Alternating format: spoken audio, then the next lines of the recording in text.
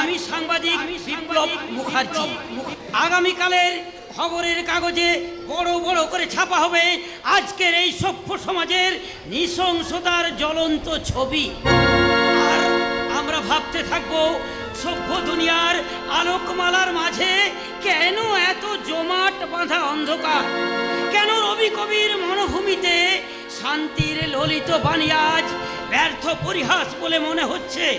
না, হতাশা নয়, বুক ভরা আশা নিয়ে আমরা গুনব দিন, অপেক্ষা করব কোনো এক মুসাফিরের জন্য, যে আমাদের চোখ থেকে সরিয়ে দেবে স্বার্থের ঠুলি।